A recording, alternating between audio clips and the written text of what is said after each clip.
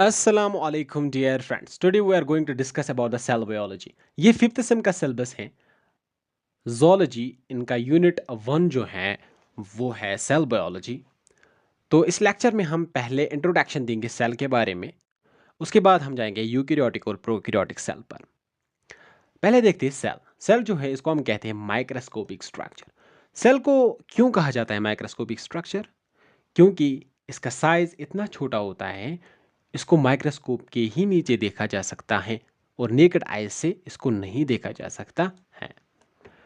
इसका काम क्या होता है? ये परफॉर्म करती है ऑल बायोलॉजिकल एक्टिविटी। जो भी बॉडी की बायोलॉजिकल एक्टिविटीज़ हैं, बायोलॉजिकल फंक्शंस है, उनको परफॉर्म करना किसका काम है? सेल का। इसको कहा जाता है structural and functional unit of life. Structural क्यों कहा जाता है? क्योंकि आप देखते हैं सेल्स जो हैं जब भी आपस में मिलते हैं तो ये बनाते हैं टिश्यू। टिश्यू जब आपस में मिलते हैं वो बनाते हैं ऑर्गन। ऑर्गन जब आपस में मिलते हैं वो बनाते हैं ऑर्गन सिस्टम। ऑर्गन सिस्टम जब आपस में मिलते हैं वो बनाते हैं ऑर्गेनिज्म। ऑर्गेनिज्म क्या है? एक स्ट्रक्चर है और उसकी बुनियाद क्या है? सेल है। ठीक है, इसीलिए इसको कहा जाता है स्ट्रक्चरल यूनिट। ठीक है, और फंक्शनल यूनिट क्यों कहा जाता है? फंक्शनल यूनिट इसलिए कहा जाता है जो भी बायोलॉजिकल एक्टिविटीज, जो भी बायोलॉजिकल फंक्शंस परफॉर्म होती है बॉडी में, उनकी भी बुनियाद क्या होती है? सेल होती है। Any less than a cell does not ensure independent living. जो भी सेल से कमतर चीज़ है वो इंडिपेंडेंटली जिंदा नहीं रह सकती। ठीक है, जैसे वायरस है। वायरस नॉन सेलुलर है, ये होस्ट के बाहर डेड है, होस्ट के अंदर जब आएगा इसको ज़रूरी है कि सेल के साथ मिल जाए और अपनी फंक्शन करे। ठीक है, अगर ये सेल के साथ नहीं मिलता तो ये अपना फंक्शन नहीं कर सकता। ठीक है, तो एक चीज को, ठीक है, अगर उसको इंडिपेंडेंट लिविंग होना है तो उसको सेल होना ज़रूरी है। ठीक है, अगर वो सेल नहीं है तो वो इंडिपेंडेंटली लिविंग नहीं रह सकता। ठीक है, इसके बाद डिस्कवरी। डिस्कवरी का क्रेडिट जो है वो जाता है रॉबर्ट हुक को।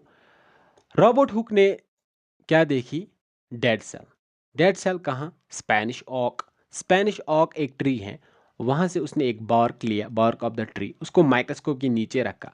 माइक्रोस्कोप के नीचे उसको कुछ स्ट्रक्चर्स दिख गए। ठीक है, हॉनीकॉम लाइक स्ट्रक्चर्स। ठीक है, हॉनीकॉम लाइक स्ट्रक्चर्स, ऐसे कुछ स्ट्रक्चर्स उसने देखे माइक्रोस्कोप के नीचे, और इन स्ट्रक्चर्स को उसने कहा ये सेल्स हैं। ठीक है, इसके बाद आता है एंटोन वॉन लिविनहॉक। एंटोन वॉन लिविनहॉक जो है इसको क्रेडिट जाता है डिस्कवरी ऑफ लिविंग सेल। इसने ऑब्जर्व किया अपने माइक्रोस्कोप के नीचे स्पर्म सेल को, ब्लड सेल को और बैक्टीरिया सेल को, इसने पाया कि ये मूव करती है। तो इसने क्या कहा? सेल जो है वो लिविंग भी होती है। इसके बाद और रिसर्च हुई। इसके बाद आया रॉबर्ट ब्राउन, उसने कहा सेल के अंदर और एक स्ट्रक्चर है और उसको हम कहते हैं न्यूक्लियस। और इसके बाद जो है सेल की एक अलग दुनिया खुल गई। ठीक है, सेल के अंदर बहुत सारे स्ट्रक्चर्स हैं वो डिस्कवर होने लगे। इसके बाद इसकी क्लासिफिकेशन हो गई। Classification on the base of presence और एब्सेंस ऑफ न्यूक्लियस। ठीक है, सेल्स को दो कैटेगरीज में बांटा गया। First prokaryotic cell and second eukaryotic cell. Prokaryotic cell क्या है? प्रो मतलब प्रिमिटिव, कैरियन मतलब न्यूक्लियस, यानी कि प्रिमिटिव टाइप ऑफ सेल्स हैं। प्रिमिटिव यानी कि जो पहले पहले जो सेल्स इवॉल्व हुए उनको हम कहते हैं प्रोकैरियोटिक सेल्स। ठीक है, ये कहाँ पर मोस्टली कहाँ पर पाए जाते हैं? यूनिसेलुलर ऑर्गेनिजम्स में। यू मतलब ट्रू, कैरियन मतलब न्यूक्लियस, यानी कि प्रोकैरियोट्स में ट्रू न्यूक्लियस पाया गया। ट्रू न्यूक्लियस मतलब ये अगर सेल है, इसके अंदर जो न्यूक्लियस है ये मेम्ब्रेन बाउंड होगा, इसके इर्द गिर्द मेम्ब्रेन होगा। ठीक है, इसके इर्द गिर्द क्या होगा? मेम्ब्रेन होगा।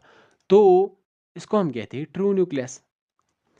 ये कहाँ पर पाया गया? ये यूकैरियोटिक सेल में पाया गया ट्रू न्यूक्लियस।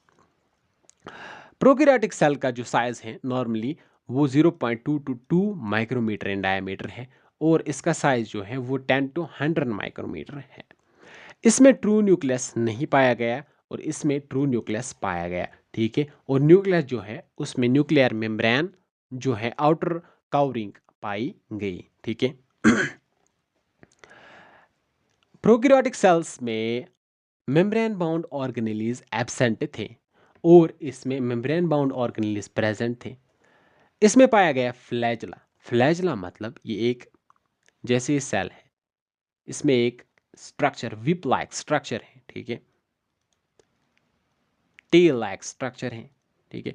ये हेल्प करेगा किसमें, ये हेल्प करेगा मूवमेंट ऑफ द सेल, ठीक है। सेल को एक जगह से दूसरी जगह पर जाने के लिए ये मदद करेगा, ठीक है। ये बना हुआ होता है फ्लैजलिन का, ठीक है, या मोटेलिन प्रोटीन्स का। और यूकेरियोटिक सेल्स में कुछ सेल्स में फ्लैजला पाया गया, कुछ में नहीं पाया गया, ठीक है।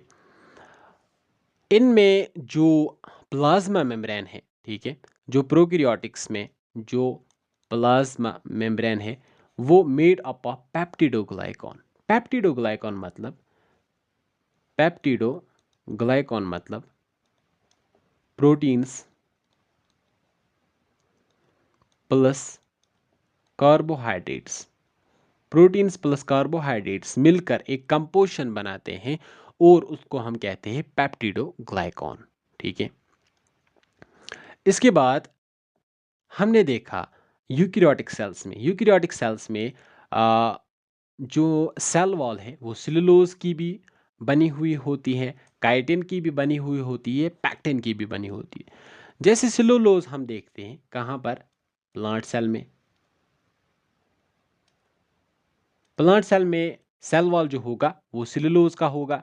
काइटिन काइटिन कहाँ पर होगा, फंगस में, ठीक है। फंगाई में क्या होगा, काइटिन, ठीक है। काइटिन जो है इसको हम कहते हैं फंगल सेलुलोज बी, ठीक है। पैक्टिन कहाँ पर पाया गया, एल्गी में। इसके बाद आते हैं हम कार्बोहाइड्रेट एंड स्टीरोल्स। स्टीरोल्स मतलब स्टीरोल्स मींस जैसे कि कोलेस्ट्रॉल है, ठीक है, और not found in the plasma membrane. Plasma membrane जो है उसमें कार्बोहाइड्रेट्स या स्टीरोल्स नहीं पाए गए। और जो यूकेरियोटिक सेल है उसमें कार्बोहाइड्रेट्स और स्टीरोल्स यानी कि कोलेस्ट्रॉल पाया गया और उनका एक फंक्शन है वहाँ पर, वो एज अ रिसेप्टर एक्ट करते हैं, वो as a signaling molecules act करते हैं। कहाँ पर, प्लाज्मा मेम्ब्रेन में। और प्लाज्मा मेम्ब्रेन में जो कोलेस्ट्रॉल है वो फ्लूइडिटी में मदद करता है, ठीक है। इसके बाद आते हैं हम consist single circular DNA molecule in the nucleoid। Nucleoid, nucleoid क्या है, न्यूक्लियोइड क्या है, न्यूक्लियोइड साइटोप्लाज्म में, साइटोप्लाज्म में एक ऐसा रीजन है जहां पर जेनेटिक मटेरियल